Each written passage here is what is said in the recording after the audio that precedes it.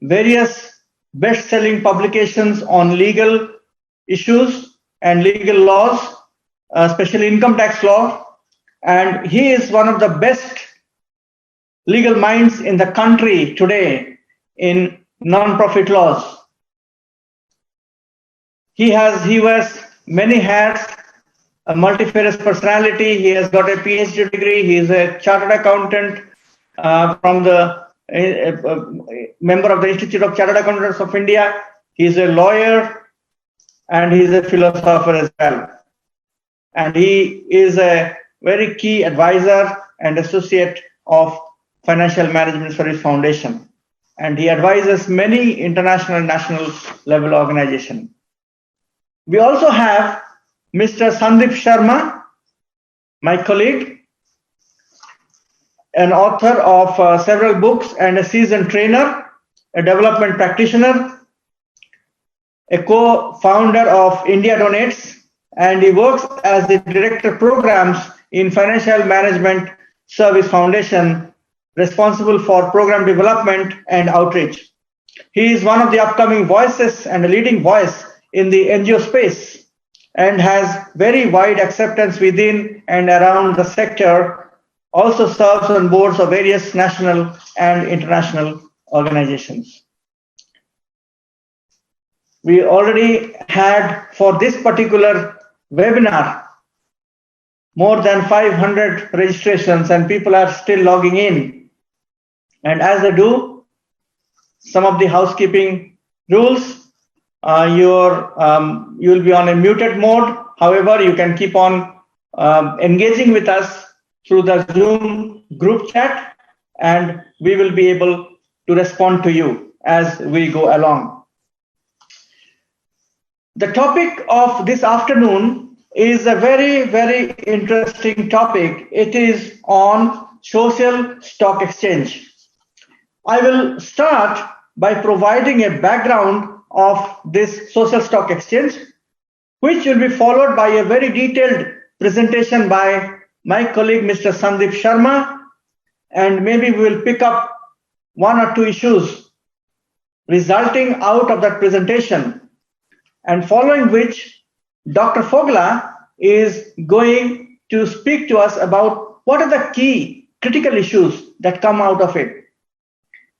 After that, we are going to have a plenary where we'll pick up questions, some of which come out of these two people's presentations, as well as some which may come out of your own questions.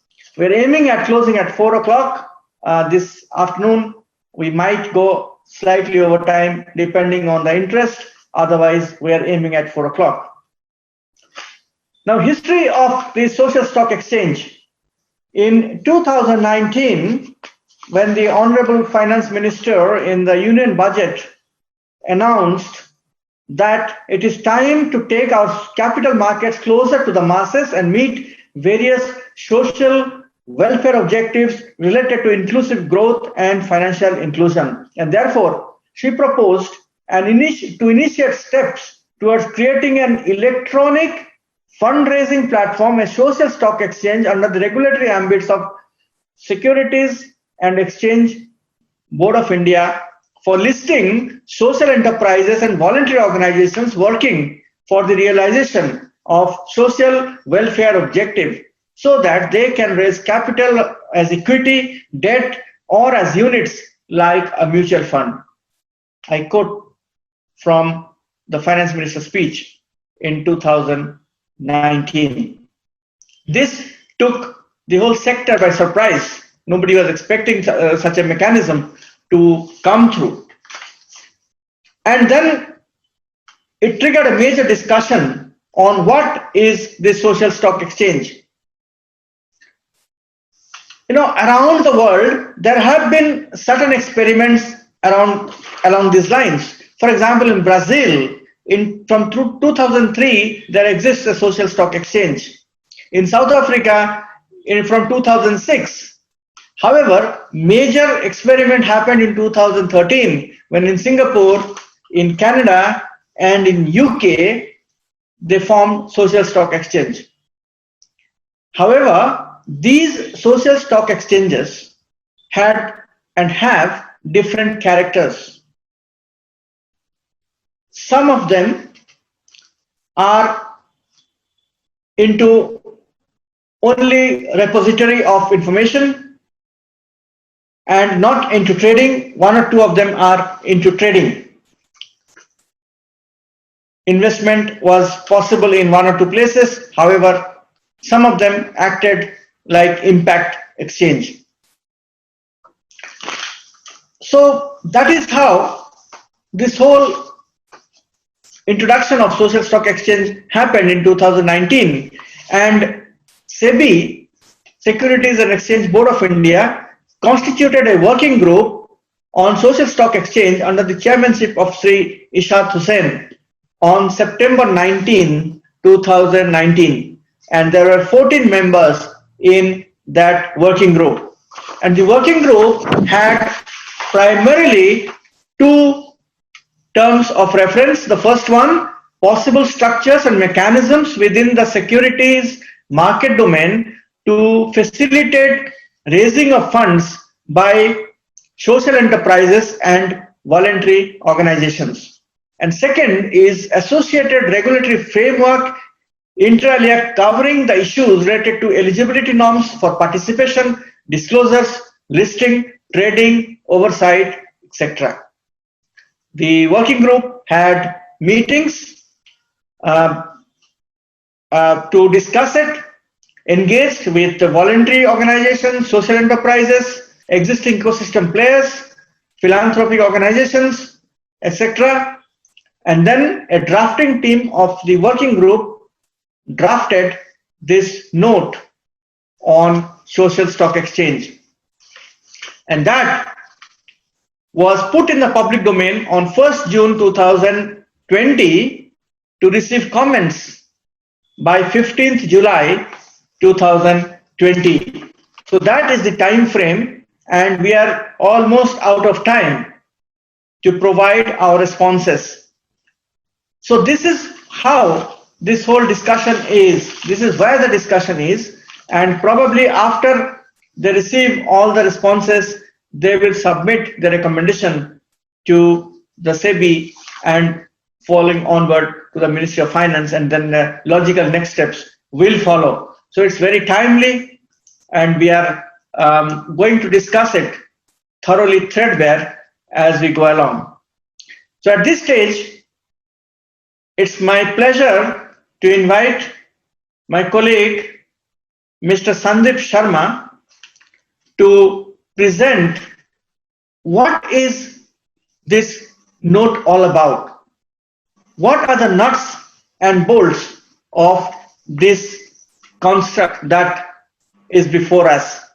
So we have to first understand it, and after we have understood it, probably also look at a bit in depth. So first, it is my pleasure to invite Mr. Sandeep Sharma to make the presentation.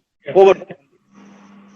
Thank you, Dr. Patra, for the introduction and giving a brief context and the background to this whole working group report on social stock exchange. What I will do is that I will take the participants through the presentation, where we have tried to highlight the different features, different elements of the working group report. I must say that whatever there is in the working group report, I'm trying to present it without much interpretation or much analysis about what it should be or what it should not be. So what I'm going to basically is, bring out in front of all the participants what are the different features and elements in the working group report for this social stock exchange. So I will start my presentation now. I hope the screen is viewable to all. So the context in the background, Dr. Patra already mentioned that how it all began with the speech of our Honorable Prime Minister, Finance Minister, Ms. Nirmala Sitharaman, and so that's how this group was formed, working group was formed, and they have come out with this report, which is to be submitted to the government, and now it is in public domain for our for the input and feedback of the stakeholders. So this presentation will basically follow this sequence. We will look at what is social stock exchange, working group mandate. There are critical around 9 recommendations that have been given that will talk about who are the different stakeholders that would be involved in this social stock exchange. We are going to talk about very interesting and very important different fundraising instruments and structures that have been suggested in this working group report. That is what is going to be discussed. What are the compliances that are necessary in order to be part of this whole ecosystem that the working group report is talking about is going to be discussed. And it also talks about new institutions that would provide sector level infrastructure. Who are these? What is the objective behind creating such new institutions is something that we'll discuss. Then the working group has also talked about certain fiscal benefits that should be available to the people who are investing, as well as organizations who are doing the work on the ground, and also some regulatory changes has been proposed. So this will be the broadly the content of the presentation. So what is SSC, Social Stock Exchange? Dr. Patra mentioned just now that Nirmala Sitharaman, our finance minister, had said that basically it's an electronic fundraising platform, which would be under the regulatory ambit of SEBI, Securities and Exchange Board of India, where listing of social enterprises and voluntary organizations would be done, and with a social welfare objective. So somebody is playing around with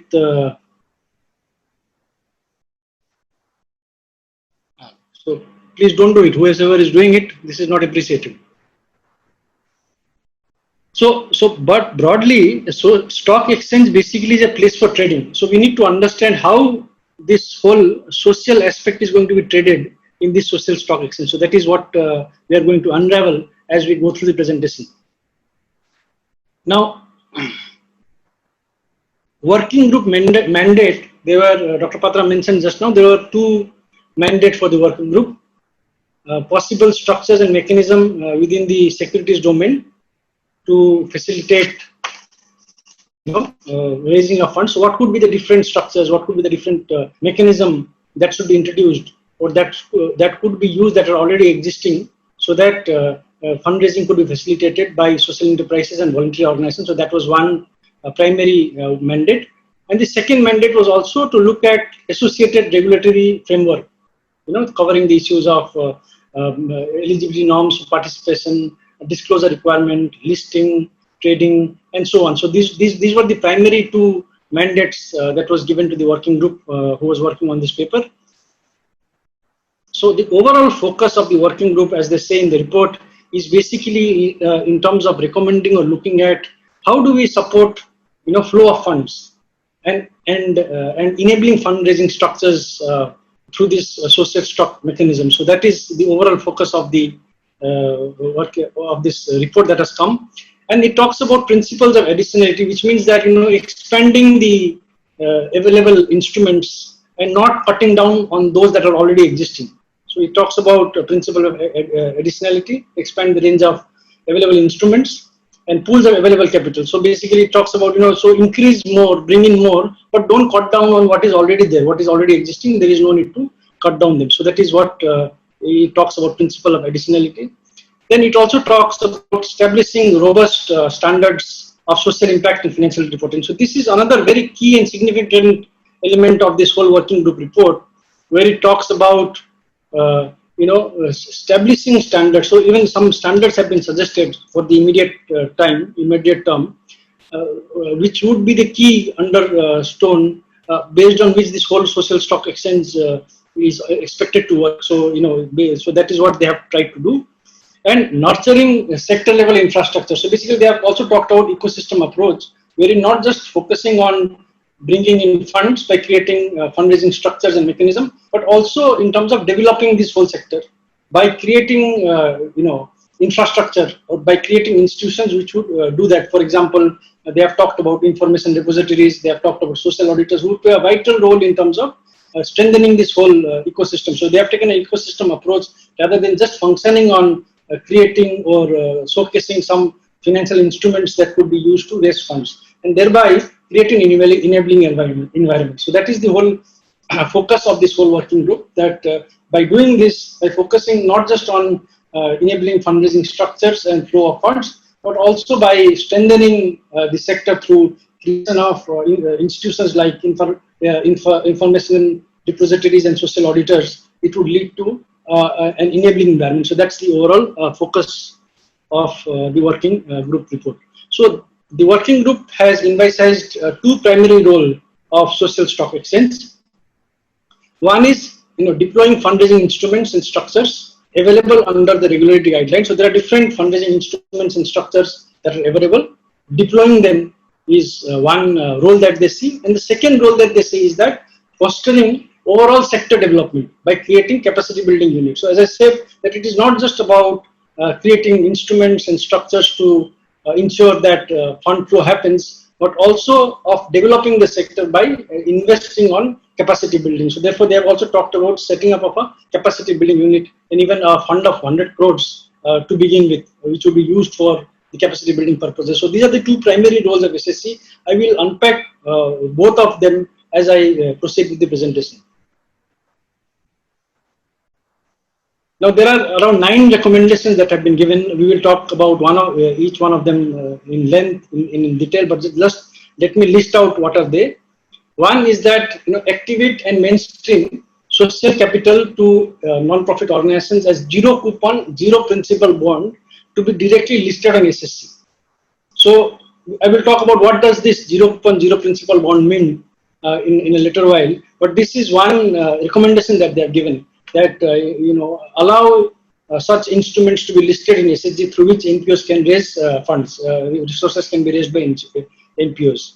Then they have talked about also activating and mainstreaming already available funding structures like social welfare funds, mutual funds that are already there in the market, that are already existing, which are not being used widely, or perhaps because people are not aware of it, organizations are not aware of it. So it also talks about activating them and mainstreaming these already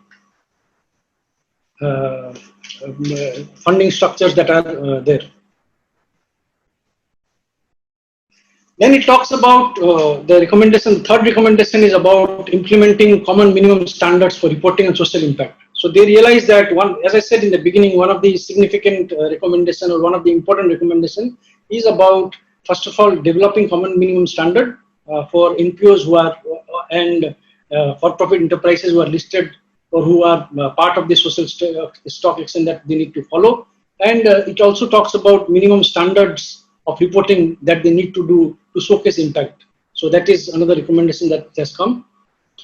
And implement common minimum standards for reporting on governance and financials. So apart from reporting on impact, on social impact, it also talks about standards for reporting on governance matters and financial matters. We will talk about all of these in detail while I go through the presentation. Then I say that the report also recommends to develop new institutions that would provide sector level infrastructure.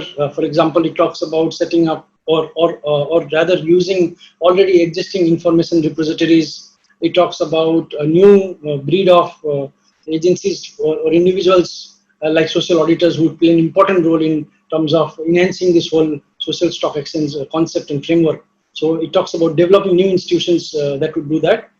And enabling new funding mechanisms. So they are also talking about enabling new funding mechanism, like, for example, pay for success impact bond, development impact bond. I will tell about all these different type of funding mechanism that they have suggested. But broadly, these are the recommendation. And it talks about providing capacity building support for reporting requirements. So basically, it also understands or realizes that the capacity of particularly smaller organizations may not be there to immediately be able to comply with these requirements, and therefore it talks about building their capacity through this capacity building unit, through this capacity building fund, primarily in the areas of fulfilling the reporting requirements. So that's one important recommendation.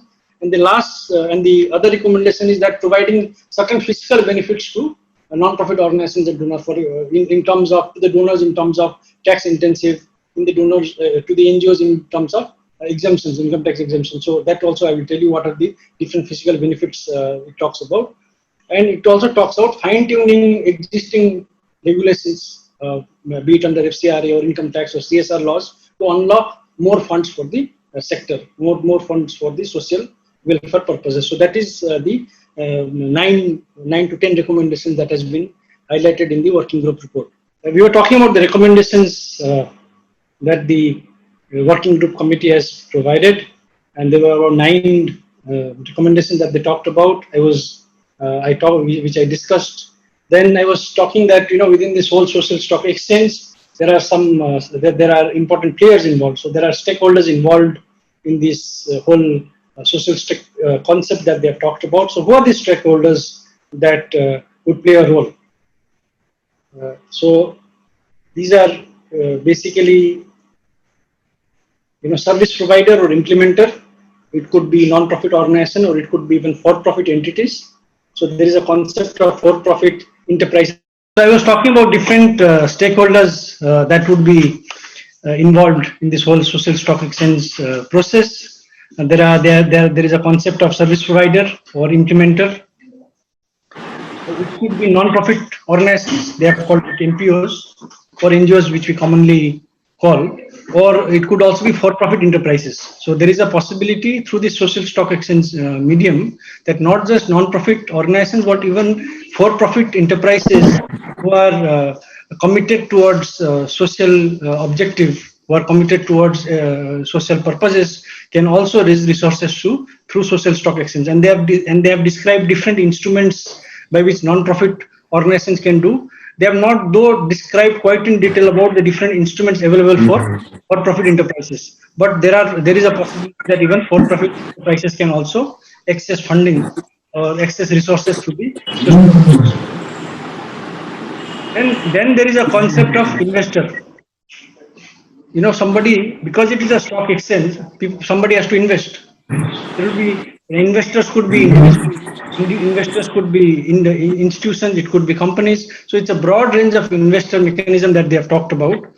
Then there is a concept of outcome funder, which we will also tell you a little while later in detail what this concept is all about. But outcome funder, basically, somebody who is going to fund with a philanthropic intent.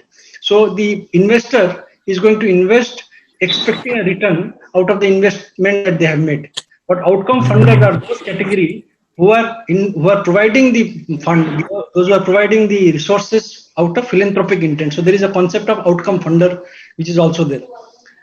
Then there is a concept of social auditor. For the social auditor, the report says that this is something they expect it to evolve over a period of time, and not clearly laid down criteria or qualifications or experience or requirements that are needed to become a social auditor. But it says that over a period of time, social auditors would emerge. Basically, the role of social auditor is to evaluate the impact that the NPOs or the for-profit entities are able to make on ground, which would be the basis for the return, which would be the basis for the return to the investors, and which would also be the basis for outcome funders to provide the resources to the initial investors who had invested. So this is the concept. These are the different stakeholders that are there. Then it also talks about information repositories. Basically, in this ecosystem approach or enabling environment that they're talking about, they're also talking about information repositories. Some of them which already exist, they have taken example of information repositories like GuideStar or Give India or Credibility Alliance. They are saying that these information repositories will play an important role in this whole ecosystem of strengthening the social stock exchange by providing necessary support to NPOs as well as the investors. So that we will also talk about how they are going to do it. And of course, there is a regulator, SEBI is one of them. And then there would also be different framework or different laws that would be applicable for regulating the whole social stock exchange mechanism. So that's the different stakeholders who are involved. So in terms of fundraising instruments and structures that I was talking about a brief while earlier, for the for-profit enterprises, they have said that there are two, which is equity and social venture fund. They have not gone down much to describe what are these. So for-profit enterprises are basically, enterprises which are incorporated with profit-making intent under companies law. Could be partnership firms, could be sole proprietor. So these are for-profit enterprises. The difference between the conventional for-profit enterprises and for-profit enterprises who would be enrolled or listed in the social stock exchange is this. that such for-profit enterprises who would like to be part of the social stock exchange need to commit to the minimum standards of reporting, social impact reporting. So that's the criteria that they have talked about, and they have also said that SEBI over a period of time would come out with mechanism, with come out with the criteria for allowing entry of for-profit enterprises to the social stock exchange component. So that's what it talks about. And there are two instruments they have said, that equity investment, which is the normal equity investment that is already available, and social venture fund. However, they have not gone in detail to explain what these could be, but these are the two that has been mentioned. Now, coming to non-profit organizations, there are a number of instruments that it has been suggested. The zero coupon, zero principal bond is one which is widely publicized. Even last week when we had this webinar conference, which was organized by CSIP and Omidyar, the people who wrote the working group report were there, and they emphasized on this zero coupon, zero principal bond. So basically, zero coupon, zero principal bond is basically a process by which NGOs can directly list bonds in the stock exchange. So direct listing in the stock exchange is possible. So it is like a project they would list in the stock exchange. There would be investors who would invest on such on bonds. However, the investor would invest entirely on philanthropic ground, because no return would be given back to the investor. So it is basically a donation certificate that would be. It is like a donation certificate that would be which would be given, and the investor who invests through the zero coupon, zero principal bond will also get tax benefits. That's what the report proposes. So in all prima facie, it appears to be a normal donation in the form of a bond, which is touted, or which is known as zero coupon, zero principal bond. So it is a process by which NGOs can directly list, or for-profit enterprise, NPOs can directly list. This is not for profit enterprises, only for non-profit organizations. They can directly list in the stock exchange.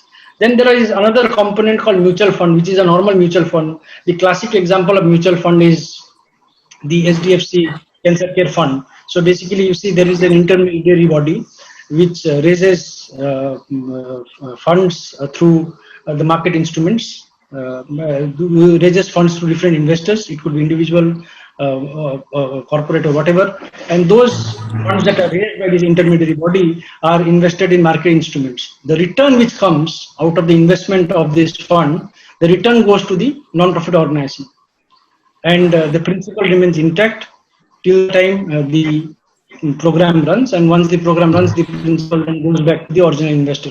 So this is the concept of mutual fund, which is already prevalent. As I said, this HDFC Cancer Care Fund is a classic example of that, where one could raise resources by doing that.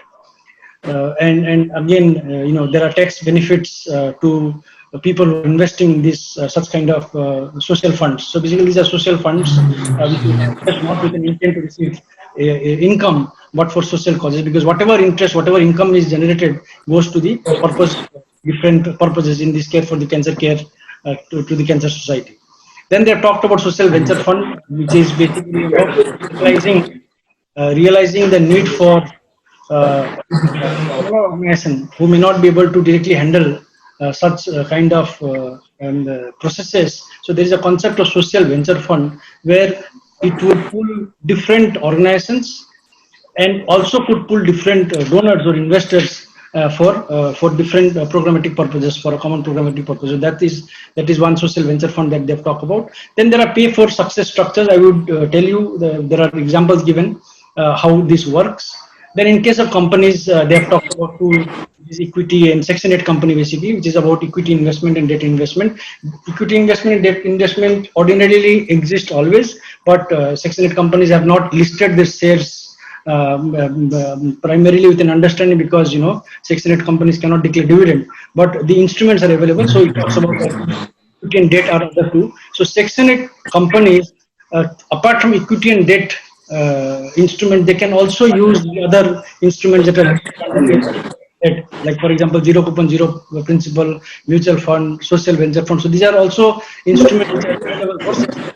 So it is not only for NPOs which are registered as trust and society, but for for-profit entities, there are only two which has been listed down, that is equity and social venture fund. So that is how this whole fundraising instrument has been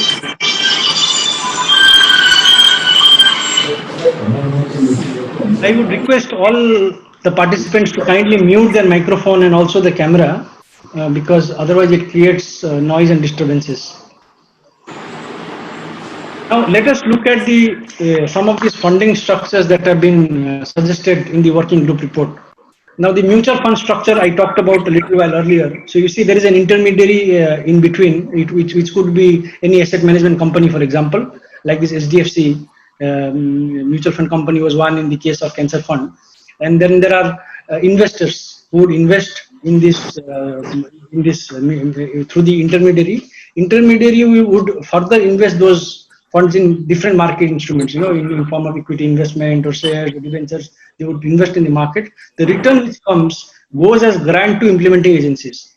And these implementing agencies are basically non-profit organizations. Implement the program on the ground and eventually benefit the beneficiaries.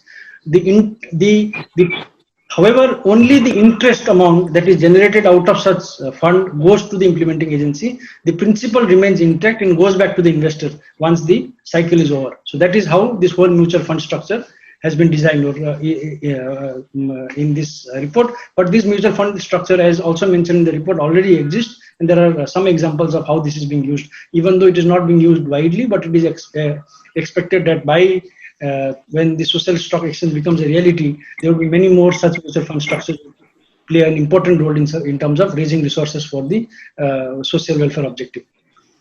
Then there is another concept of social or development impact bond. Now you see in this there are different players. There is a risk investor.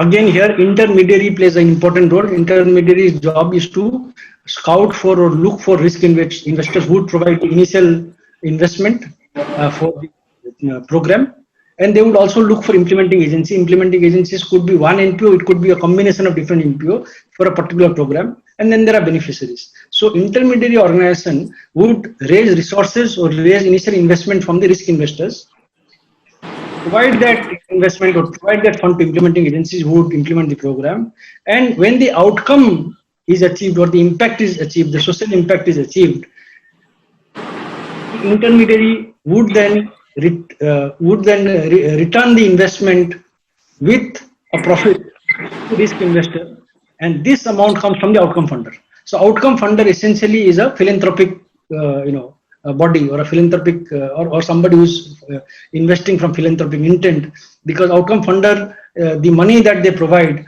would go to the risk investor with a profit margin, provided the impact is achieved. And in order to assure or in order to assess that the impact has been achieved, there is a third-party evaluator, social auditor that I was talking about a brief while earlier, who would assess whether the impact has been achieved or not. So once that validation happens, the outcome funder will provide the funds to the intermediary, and the intermediary in turn would give it back to the risk investor. So this is how this whole social development impact bond is going to work. The third type of example that is shown is that pay for success through lending partners. So it is similar to the previous one, development or impact bond. The difference in this case is that the initial investment comes from a lending partner, and by lending partner in the report it talks about banks or non-NBFCs would provide the initial capital, initial investment to the intermediary, who again would pass it on to the implementing agencies for implementation. And based on the evaluation by the third party, outcome funder comes in and pays back to the lending partner. So when the lending partner provides funds, because these are normally banks, that is what is expected would be the lending partner, there is a certain interest, regular interest that needs to be paid. So outcome funder, the initial money that they would provide could be kept in an escrow account, which would be used for paying the interest, but not the principal. The principal would only be paid when the impact is achieved and it is verified by a third party evaluator. And all these parties need to be independent. That is what the report says. An intermediary organization plays an important role. Intermediary organization would also have to provide the first risk, first loss risk that they need to provide.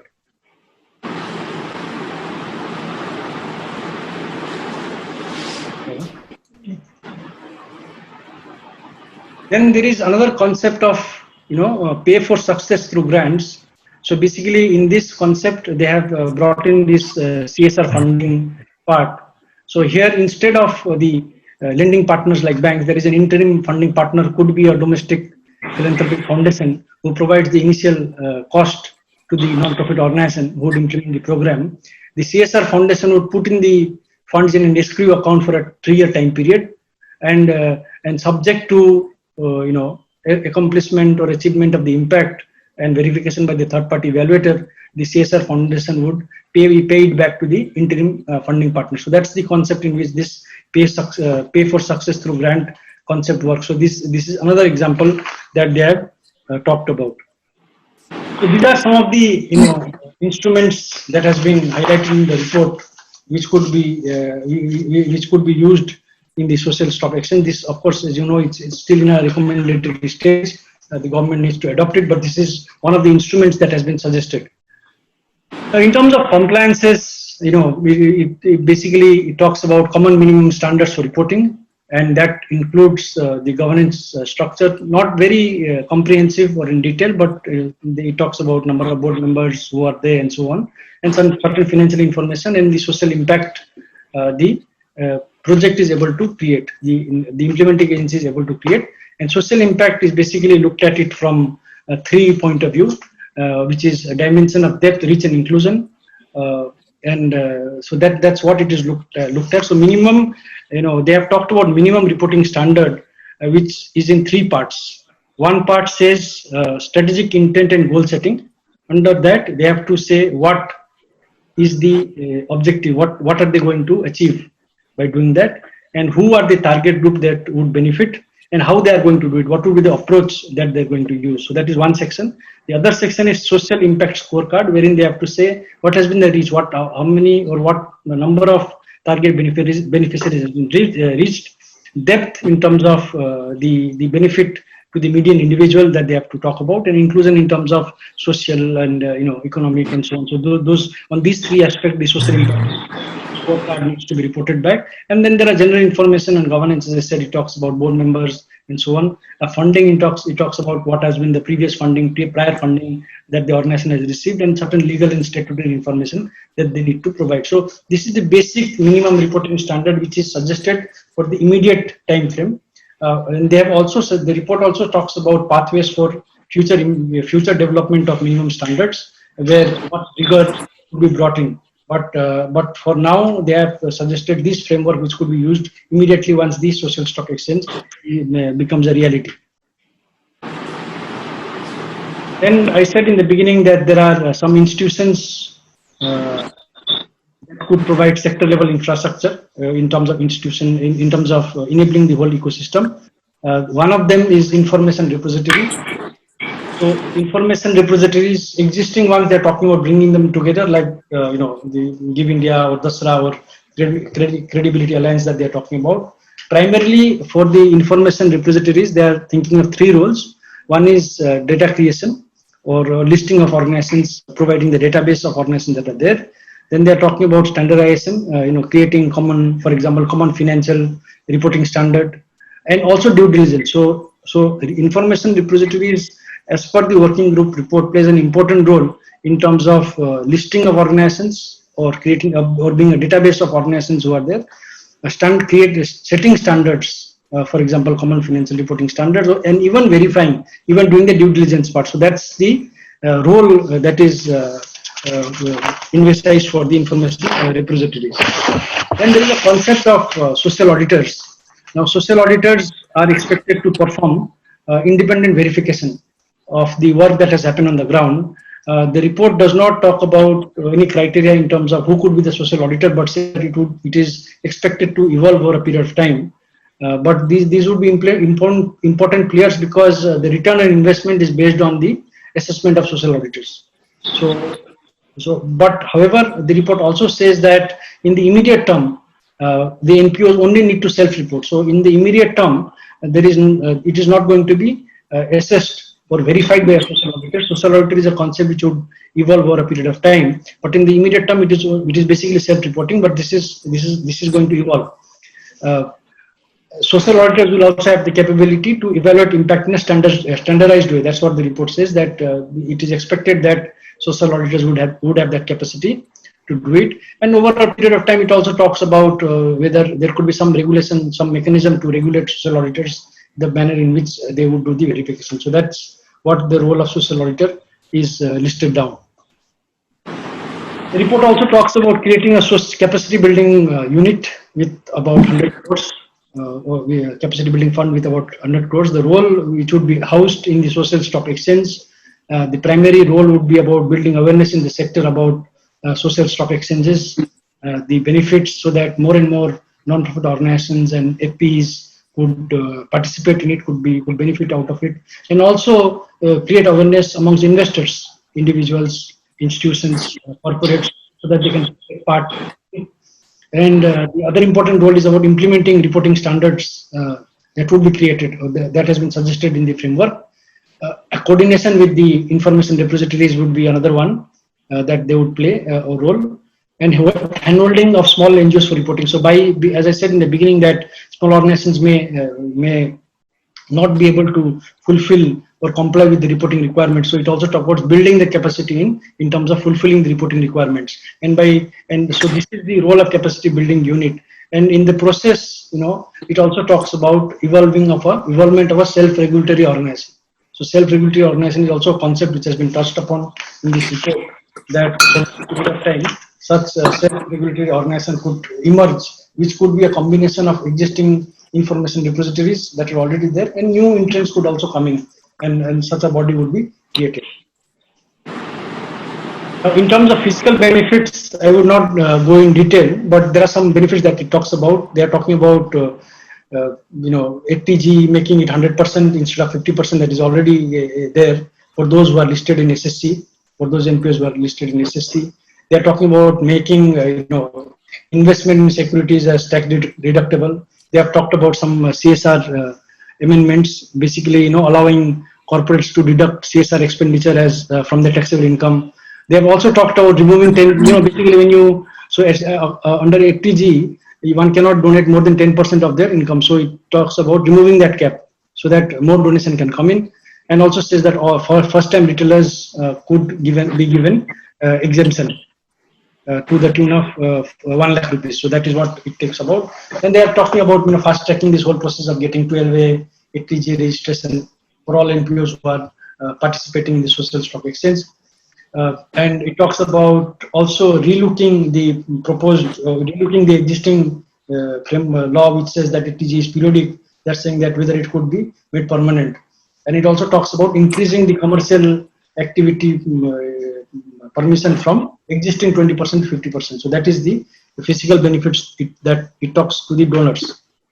And under CSR, there are certain regulations, regulatory changes they have suggested. Under the FCRA, they are saying that Rule 4 to be amended so that foreign entities can invest. However, Rule 4 basically deals with speculative investment, and this we would discuss later on, how change in Rule 4 would enable foreign investors or foreign agencies to take part in this social stock exchange. But it says that Rule 4 needs to be amended.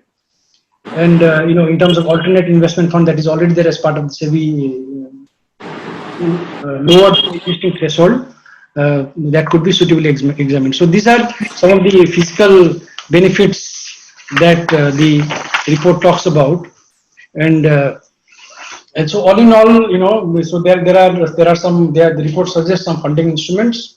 The report suggests minimum standards. The report suggests capacity building need, and also some regulatory changes which would enable the social stock exchange to work in a proper manner. So that is what the report talks about. Thank you very much.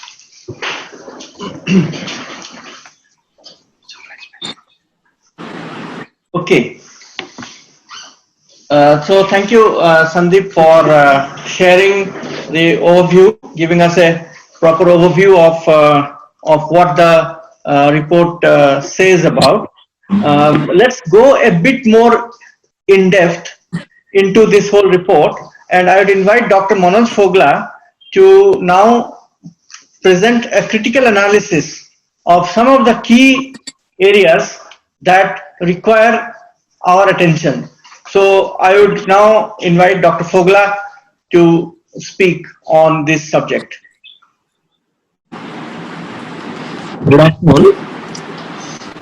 So Sandeep gave an extensive overview of this report, and I have been reading because this is a new thing, probably for the entire NPO sector. So I think it is kind of a dream thing. We have been struggling in the past. NPOs cannot invest. There is a section 11(5) in the Income Tax Act. There is a section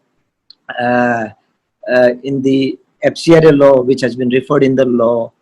In the Trust Act, there are restrictions on investment. The SEBI law, the current framework of SEBI doesn't allow a trust or a society to open a demat account. Ironically, trust and societies can hold all kinds of property, but they cannot open a demat account. So therefore, the thought itself that a social stock exchange will be created to give an enabling environment to the NPOs to have access to the market in terms of what product they can offer to the market, access to the market in terms of what product donors can uh, offer to the NPOs, access to the market in streamlining what existing processes which are continuing and probably proper law and framework are not existing. So if I look at it, I find that there are so many fundamental flaws and maybe a lack of understanding about the technicalities of charity law.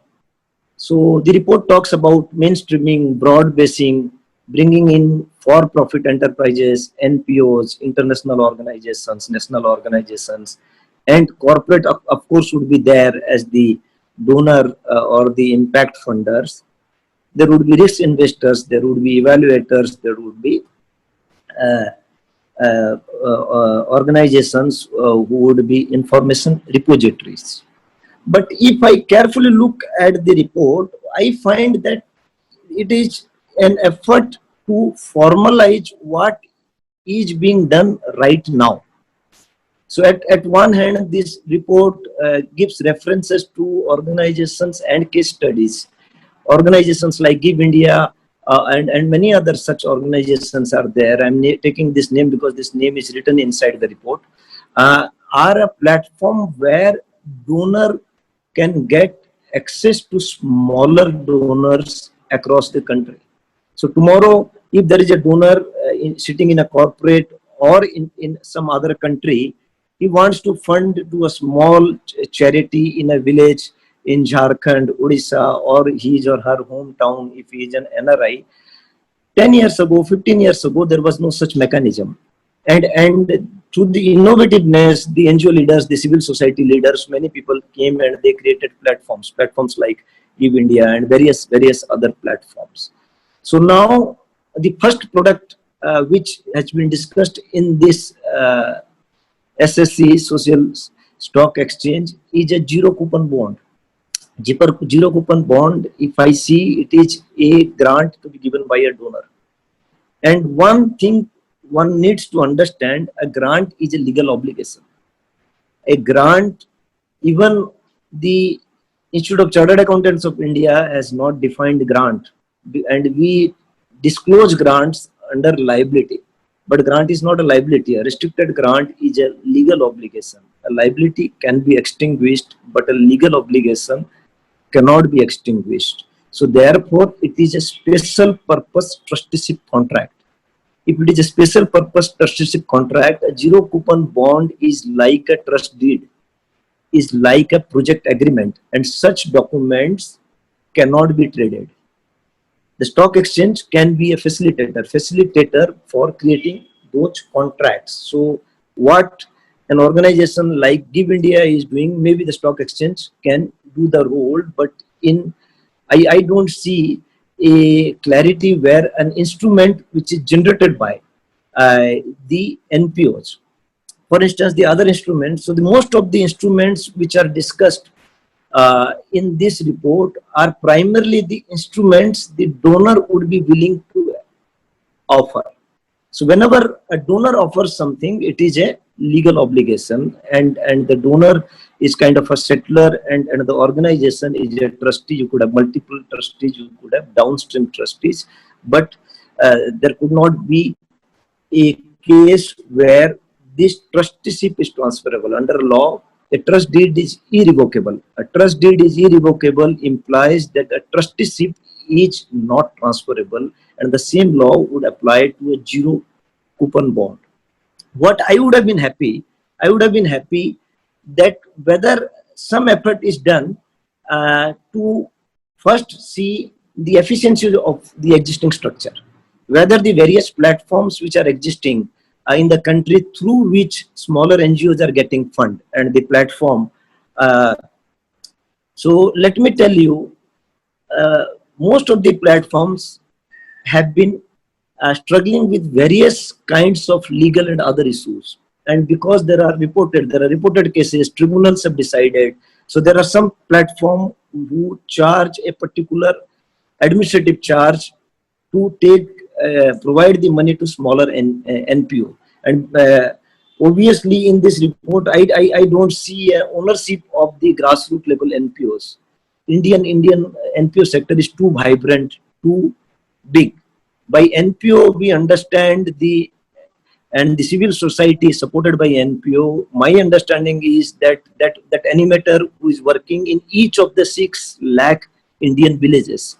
So can we visualize a structure where we connect the smallest donor to the smallest NPO or the smallest grassroots level animator?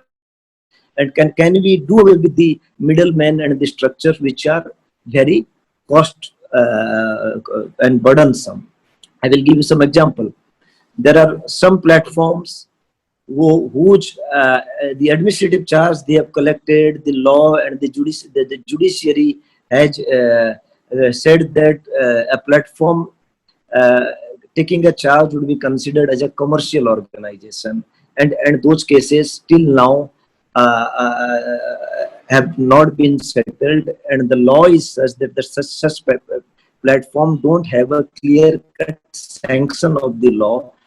Therefore, it was important for us to have studied the efficiency of the existing structures. Now coming back to whatever Sandeep has already discussed, that the report mostly talks about the various products or tradable things which a donor can offer.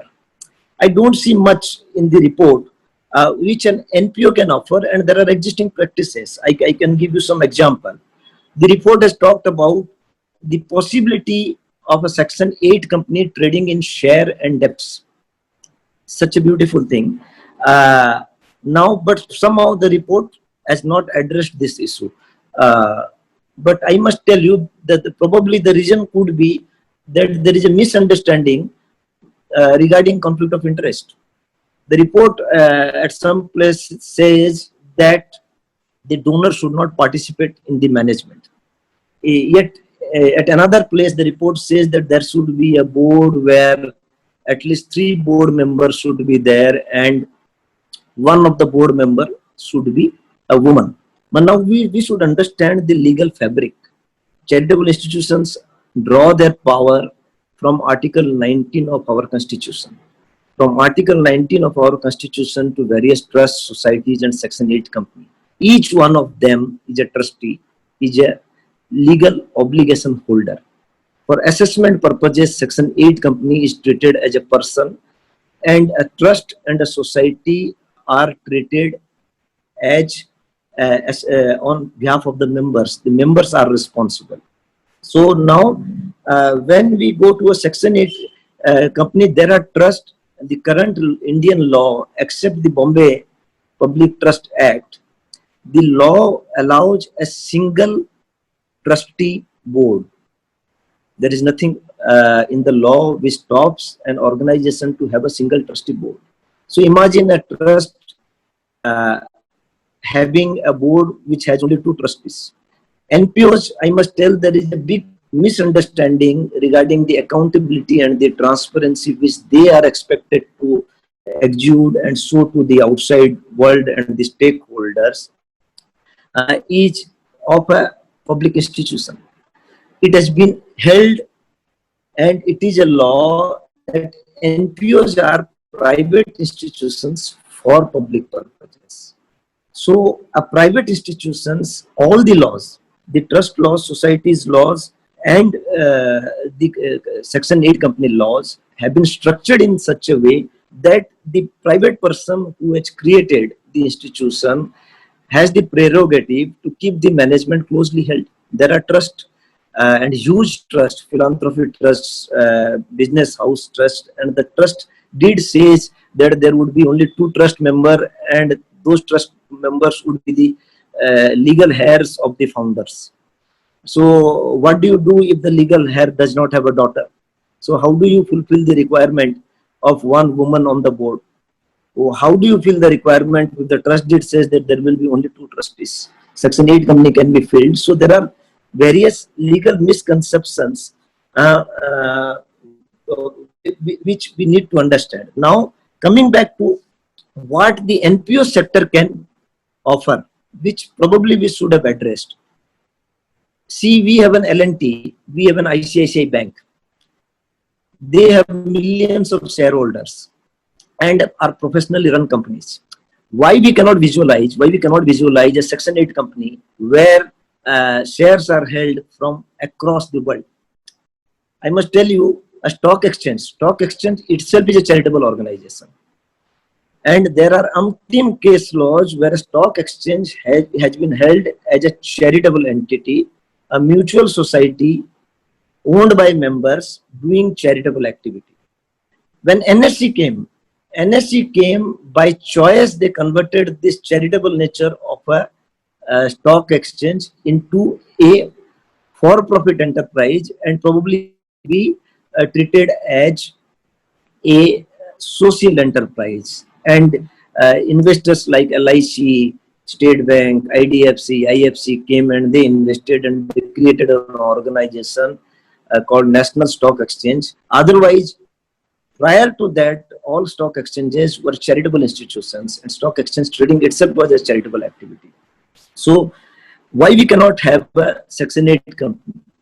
We, in the current Companies Act is so enabling, it provides that a Section 8 company can be converted into a commercial company converted into a Section 8 company. So what is an NPO, and what is the difference between the social enterprise and an NPO? Which the reports somehow has said that it is difficult to explain a social enterprise, and maybe framework will be made, and at this stage a social enterprise could be allowed or made eligible based on self-declaration. But a commercial organization getting into the space of NPO on self-declaration, we need some more thinking on this particular issue. But now see, in India, if a Section 8 companies has an equity of say 5,000 crore, and there are 5,000 members, and they members constitute a board and they are running, there is nothing in the law which precludes that, and there is nothing in the law which can be treated as conflict of interest. Rather, it is a good model if the donor participates in the governance process. That is how all our laws have been structured, because you will take care of your own baby. जिसका पैसा है वो ज़्यादा ध्यान रखेगा. So the social aspect of an organization and the for-profit aspect of the organization is determined from the income side and the expenditure side. On the expenditure side of a charitable organization, they can do businesses. So when we say that a not-for-profit should be allowed to do business activity, thus again we need to understand that a charitable organization is not for profit only on the expenditure side of it, application side of it. On the income side of it, even Supreme Court in Andhra Chamber case clearly explained that a charitable organization should work with profit motive to generate revenue. Only as far as activities are concerned, they should be not for profit. Similarly, any for profit entity would pronounce and would exemplify their ability to come into the space of NPOs by taking those kinds of declaration which may be factored into law in the long run, that on the expenditure side, how they share their profits, how they share their work, and how they are useful for the country. Even commercial enterprises can claim to be social enterprises. There are large corporations that kind of foreign exchange they have generated for the country.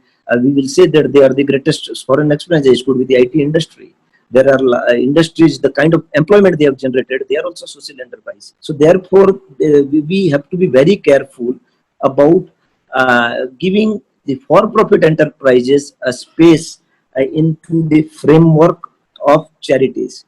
Now, I talked about this monetizing and trading the shares of a Section 8 company. It could be the membership interest and the societies, which will require some kind of change in the law.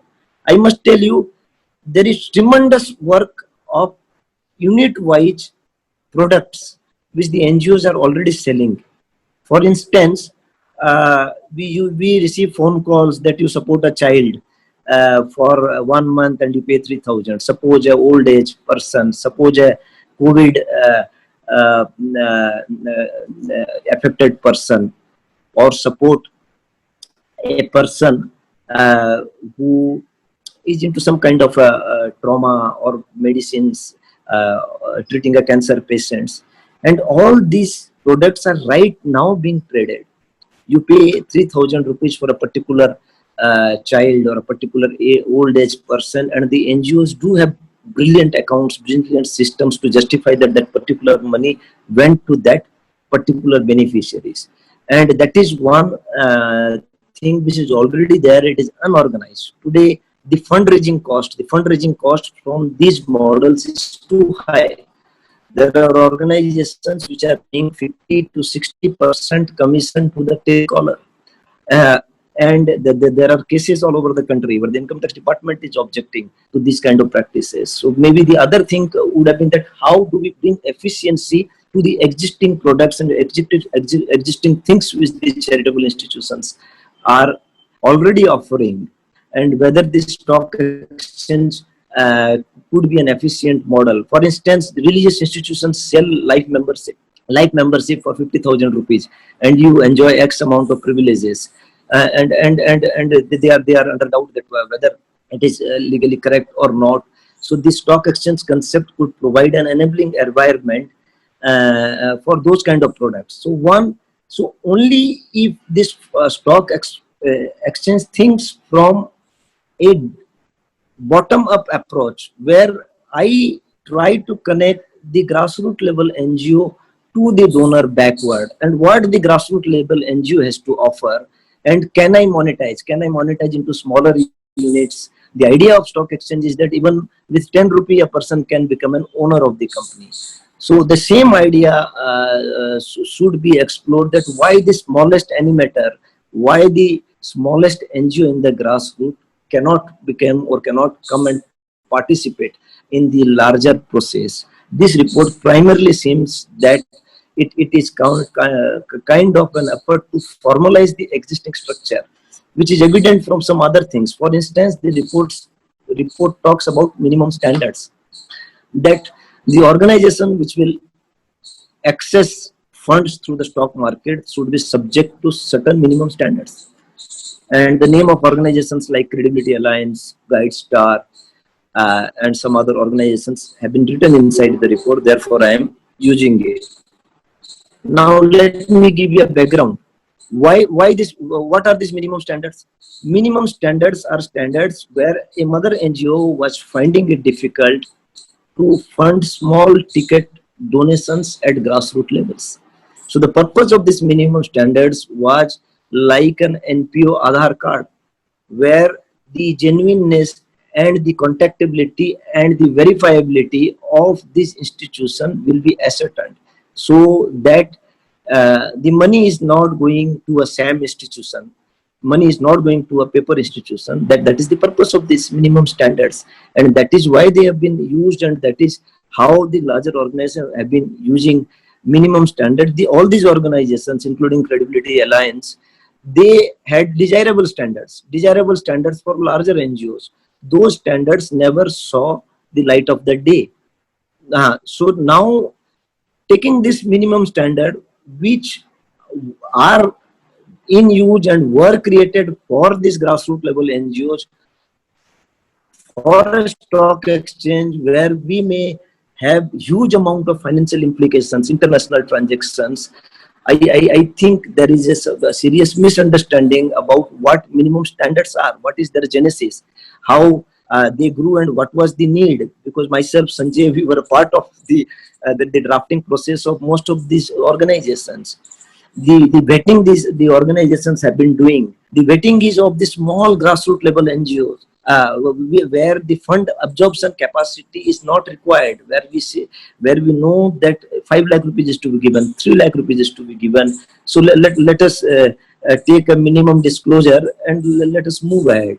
But the standards were never intended for the kind of structures we are proposing. So that is a very serious problem I see here when I look at the report.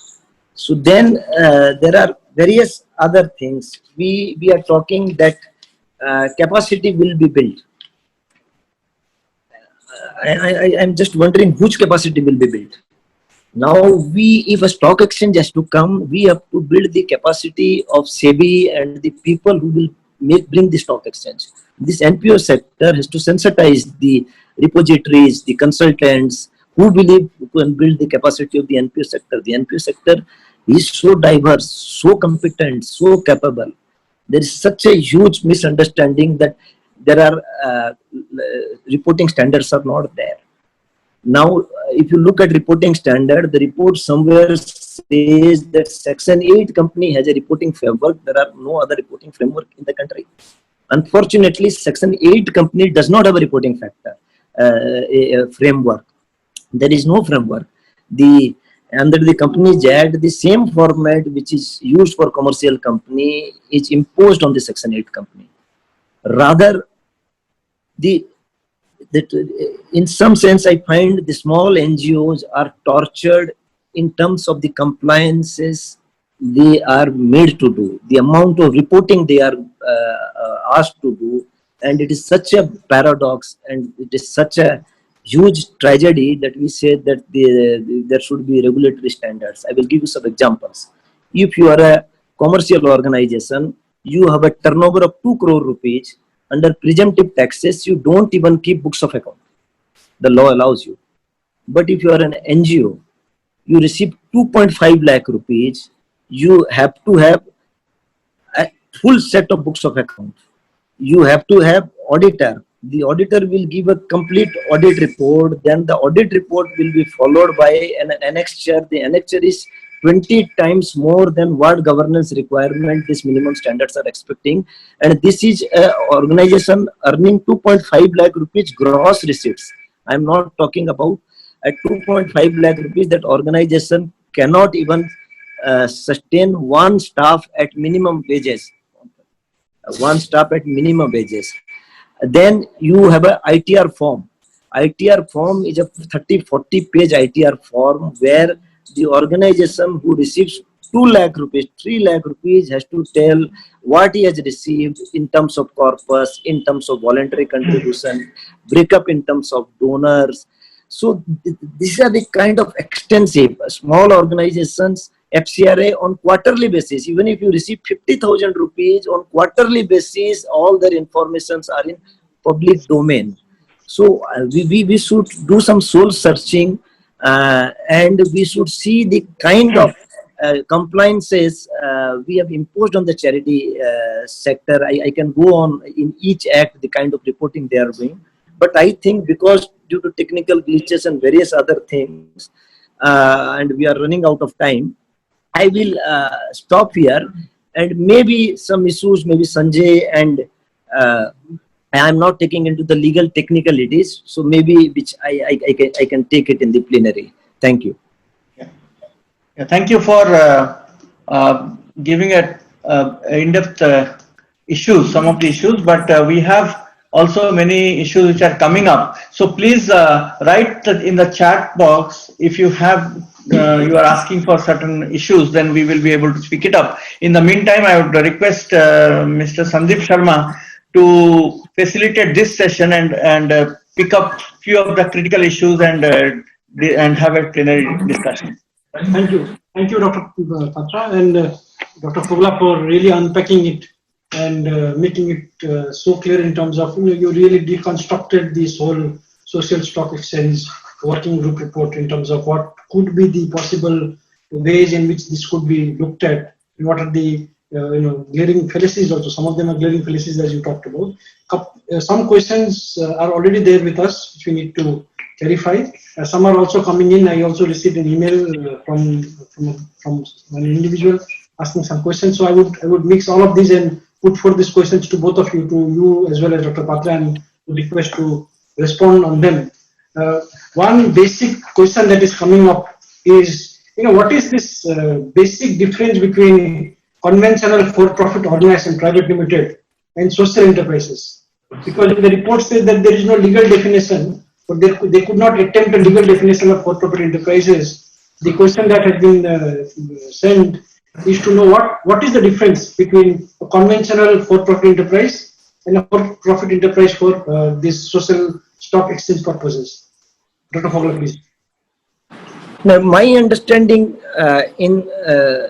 about social enterprise is lies in the way we have structured the law.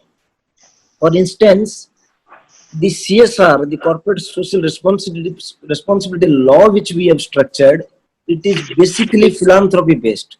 A corporate will give 2% of its profit post-tax. So basically, from corporate social responsibility, we are expecting a benevolent financial contribution from a corporate, and not much work has been done about the responsible behavior of the corporate itself. Is the corporate itself socially responsible and serving a larger cause? Because of the flaw in this social CSR law, social enterprises get a space. So any for-profit organization which is serving a larger purpose, which is empowering people, which is creating some kind of change in the society. For instance, a for-profit organization where a person goes and sets an industry just to market the produce of a particular group of farmers. That could be a for-profit entity, but still a social enterprises. But these things, in the long run, we have to see the various social enterprise model in the past, to what extent, and then you have a entire spectrum of various kinds of startups. And in the startups also, the incubators themselves are charity, and various kind of socially relevant initiatives are being supported by the incubators, which could be considered as social enterprises. So that one area, the experience of the startups, which are being run by the best of the institutions in the country, the IITs, the IIMs, in building social enterprises, maybe this committee should have relied on that wisdom which was available in the country to take some clue what a social enterprise possibly could be. I can give you one example. I am not naming it. There was a social enterprise which set up an industry to market the produce of the farmer, and it was a blue-eyed enterprise. And 5 years down the line, the same farmer stopped selling the goods to the social enterprise, alleging that they were not being given proper price for their goods. So sometimes when we create a market where a market is not there, we believe that we have created a social enterprise, but we might be giving only the right to the beneficiary and no favors. So one has to carefully find that social enterprise is having a social phase over and above its commercial intent.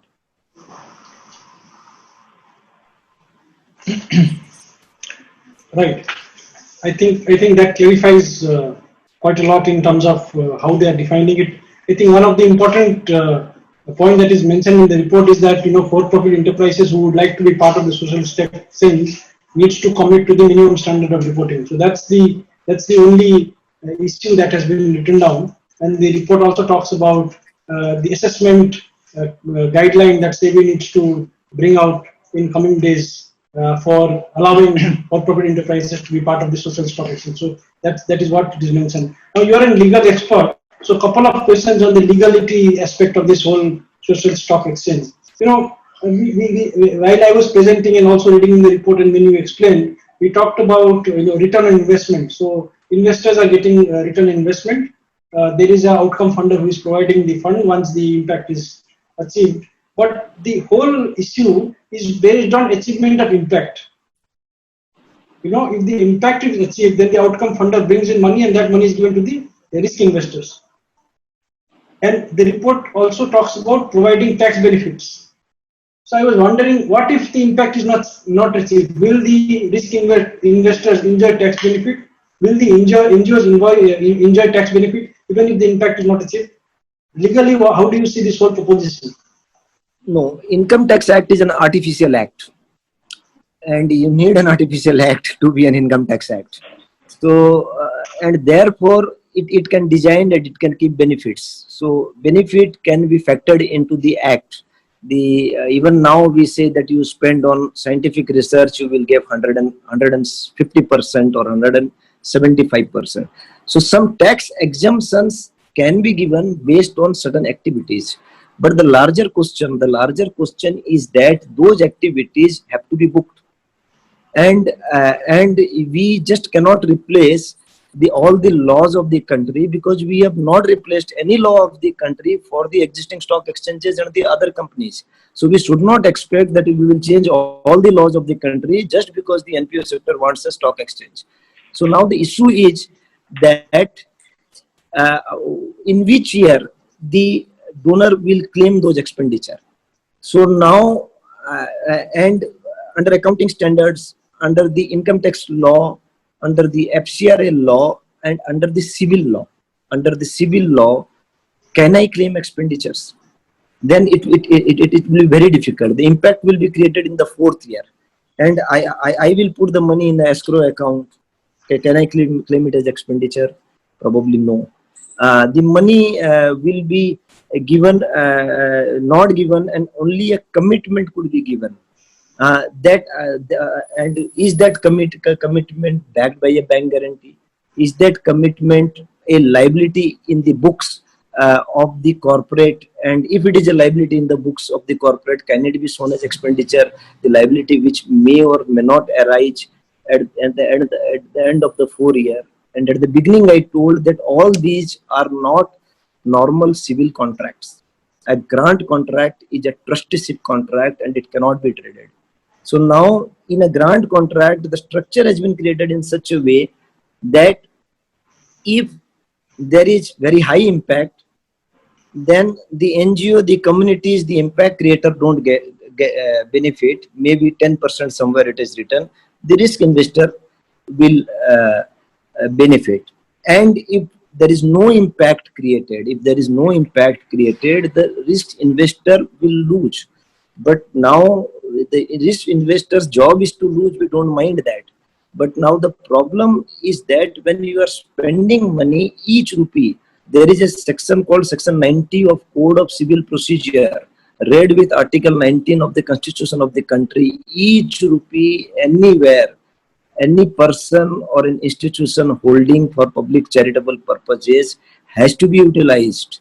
So now, whether the impact was not achieved and there were 100% genuine expenditure, whether was impact not achieved due to delinquency of the, so you need a lot of exercise. It just cannot be platitudes and statements based on which we can build a robust architecture, which we are proposing to do.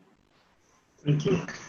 Okay, I think a few questions which have come directly on the Zoom chat is that one person says that can a trust invest in this platform and not violate Section 11(5)? Now, this platform, to my understanding, does not give any opportunity to invest. That is what I have been telling in the past. This platform primarily covers those instruments which the donors have to offer. and the successful instruments where the lenders can participate, corporates can participate, for-profits can participate. But I don't see an instrument which which is covered here, which a trust can offer. So what a trust can offer, because there is no investment here which has been sorted, because if it is a zero bond, there's a zero bond, we just it's okay. That particular bond is a special purpose vehicle. A special purpose vehicle means that bond will go to a particular destination. Educate for girl, that money has come for that particular purpose. There will be a trustee and it will go to that destination.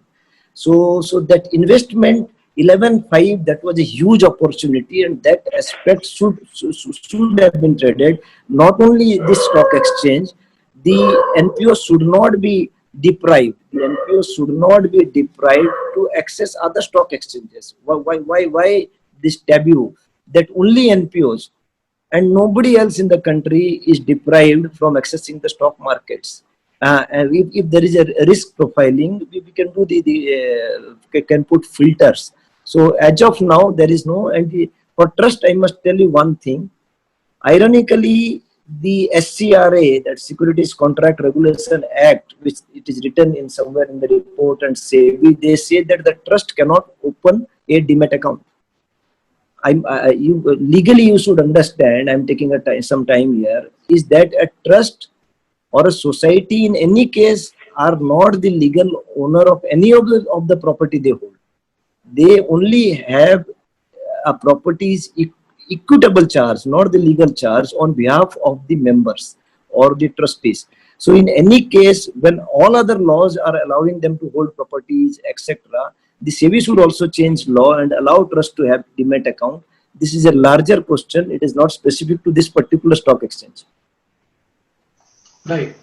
You talked about income tax. There is also an amendment suggested under Rule 4 of FCRA, which actually deals with speculative investment. So do you think amendment in Rule 4 would lead to foreign agencies and foreign nationals to take part in the social stock exchange? How does it help?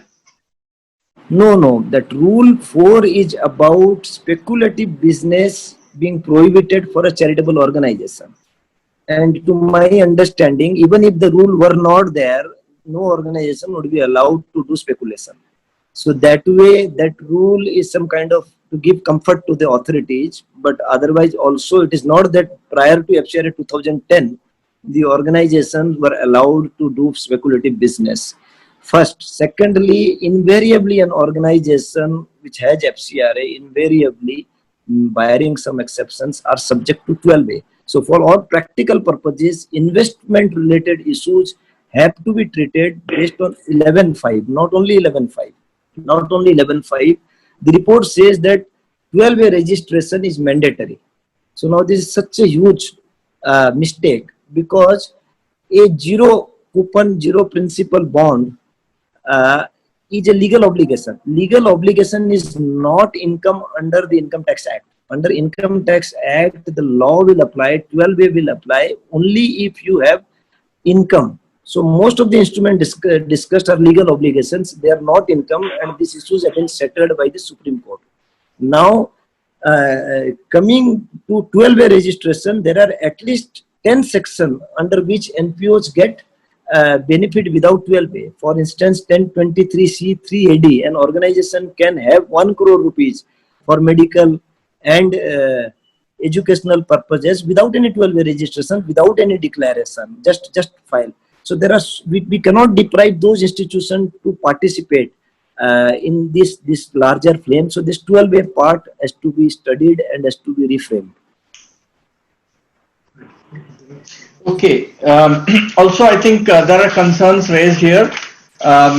So some people are asking that will it really discourage small NPOs due to the complex technicalities that are proposed in the social stock exchange? No, the way it has been designed, there is no apparent space which seems for the stock small NGOs. For instance, this report does not clarify whether a NPO would be registered or the product would be registered, or a registered NPO could register multiple products. So an NPO belongs an eligible organization, then it can access the market. So those things are not provided in this report, and in any case the report seems to be targeted towards other NGOs, because as I see, this report is trying to replace the existing structures like Give India and other platforms, and to create a kind of a formalization of those structures where the smaller NGOs never had any role to play other than complying to the requirements of these repositories and the evaluators who visit the villages with some basic norm compliances. Right. So one quick question which is being asked is that, is there any threshold limit to be listed on SSC by for-profit enterprises and non-profit organizations? So is there any threshold prescribed?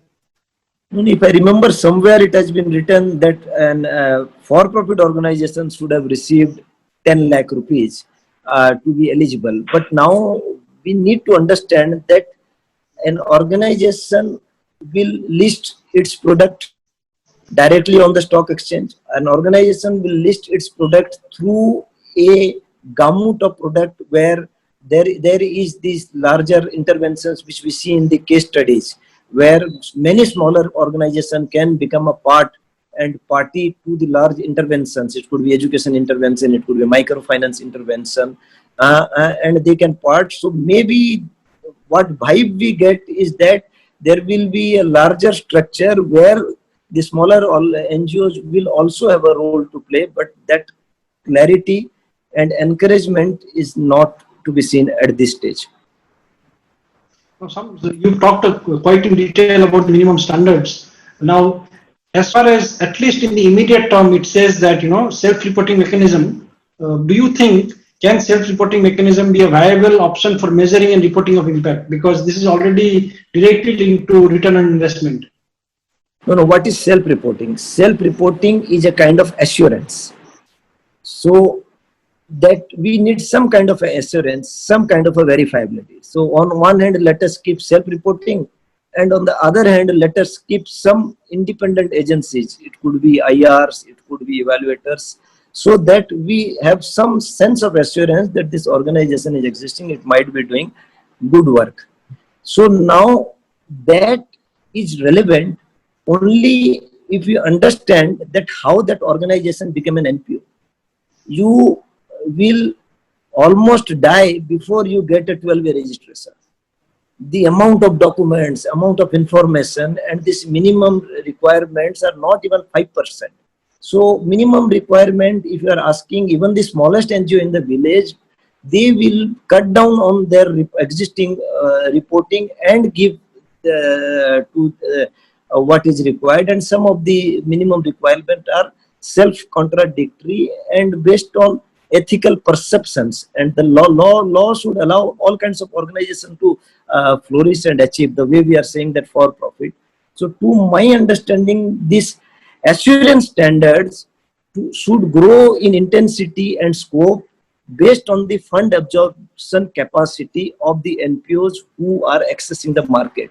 You just cannot have a small standard, and there has to be exercises, and depending on the nature of the fund, if it is an impact related thing, maybe more weightage could be given on the governance.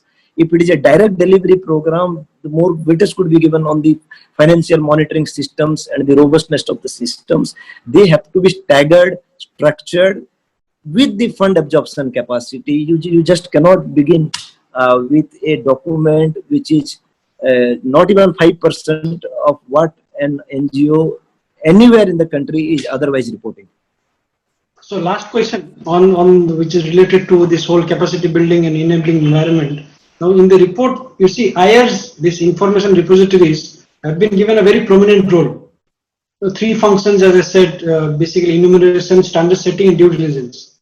Even matchmaking has been emphasized. Now, do you see any conflict of role or balance of power where the standard setter is also the verifier? So the role of IR in terms of vetting, listing, enumerating, all roll into one. What? to be fair to the committee, it is an initial stages. Obviously, a person who is doing a assurance role or an auditor's role, they should not be involved any kind of service. So a service and individual evaluation, a kind of a statutory function and service functions cannot go together. It cannot be कि सब्जी अच्छी है किसने कहा सब्जी वाले ने. So obviously those things have to be worked on, and I do think that it will evolve, and the IRs, if they are information repository, they should be only information repository. If the IRs are the organizations who take responsibility of giving the assurance, ACA, CRISIL, ICRA, then they should be assurance bodies. So that way we need not reinvent the wheel. We have to see the practices in terms of the complexities and in terms of the size of the money involved. We have to create and carve out roles. Certainly capacity building and this consulting role should not have any statutory mandate with them.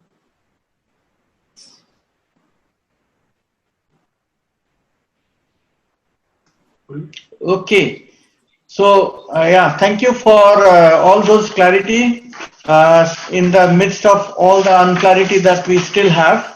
And the good part is that by 15th, they're expecting a response. And what we have done is that internally we have flagged off at least 10 areas where we can give a feedback. We will circulate it to you all. We'll also circulate all our presentations so that you have it with you. And keep on interacting with us so that you'll be able to get more information, and we will be able to also provide some more information. Now, 10 issues that we identified with this will close. The first thing is that this whole, we have discussed about it, the zero coupon, zero principal bond or the donation certificate, which was been talked about. It should be made simple, because otherwise it will be, if it becomes very complex, then small grassroots level organizations will not be able to take advantage of it. So it is important that this particular instrument has to be simplified and made accessible to organizations. Secondly, we are talking about various intermediaries or various layers, and each layer comes with a cost. And so when the cost of implementing this whole structure, this whole mechanism would be very high. And who pays for it?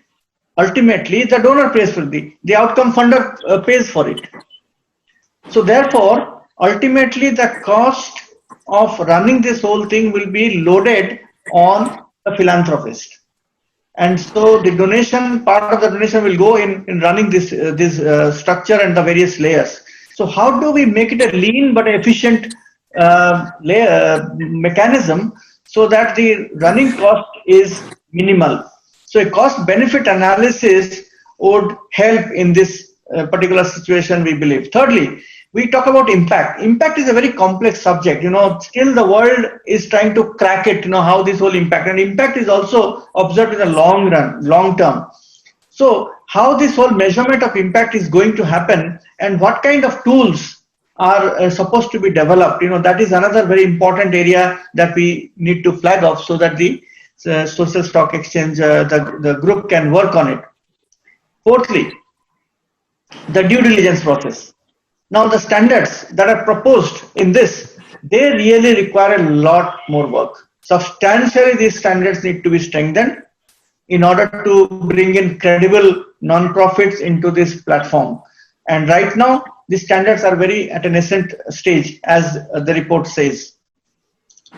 Fifth, the information repository. Their role is very broad. It covers data management, it covers standards, it covers due diligence, to some extent capacity building. So there are a lot of overlapping roles, and there could be a possible conflict of interest as well. And therefore, the role clarity is something that is needed, and a role separation is something that will be needed. Sixth, we have already an overregulated sector with Societies Registration Act, Companies Act, Income Tax Act, FCRA, GST, Bombay Public Trust Act, labor laws, all are applicable to this NPO. and each of them have their own set of unique compliance requirements. There is a need to synchronize these laws in order to avoid a contradiction or overlap. Otherwise, the poor NPO will be in deep trouble in terms of complying to various areas. Seventh, the whole issue of the for-profit enterprises, which was talked very widely and much in detail by Mr. Sharma and Dr. Fogla about it, that requires a bit of a clarity. What are the characteristics of a social enterprise that needs to be onboarded on this social stock exchange? And what kind of a social enterprise would gain entry there? So those things need to be clarified. Eighthly, developing a common reporting framework is an important area, and there a lot of research need to be done in order to bring a framework which addresses the requirements of various laws as well as the information needs of the stakeholders. Ninth, the issue of social auditors. It talks about social auditors who will assess the social impact and report. On that basis, the outcome funder is going to release money to the risk investor. Now, this whole social auditor is also very loosely defined. Social audit is a specialized area, and therefore it requires specialized skills. And the social auditor needs to be independent without any conflict of interest. So, how do we develop a group of social auditors? So, a well thought out structure needs to be created for a pool of social auditors. Lastly, 10th, one of the major areas in the NPO construct is charitable and religious. You know, the religious organizations are charitable organizations, and there is no clarity in this document what kind of NPOs will be allowed on the social stock exchange. Is it only charitable organizations? Then the whole concept of charity or definition of charity has to be clearly articulated, because charitable purpose definition is different in different laws, and therefore it requires a very clear definition which kind of organizations, which kind of non-profits would be allowed to come onto the social stock exchange. So this needs to be aligned with similar definitions in other contemporary laws. So these are some of the issues that we discussed.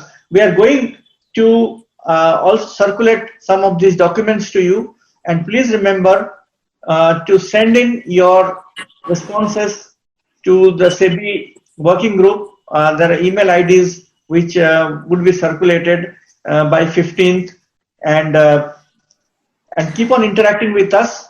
We're thankful to our resource panel, to Dr. Manoj Fogla, Mr. Sandeep Sharma, for enlightening us. We are sorry for the glitches that happened in the beginning. We are still learning on this internet platform. Otherwise, we would have had a huge public gathering. Not so in the COVID times, but maybe soon. Thank you for your patience. Thank you to all the more than 250 people who logged in, and we want to appreciate your time. Let's keep connecting. Thank you very much, and goodbye.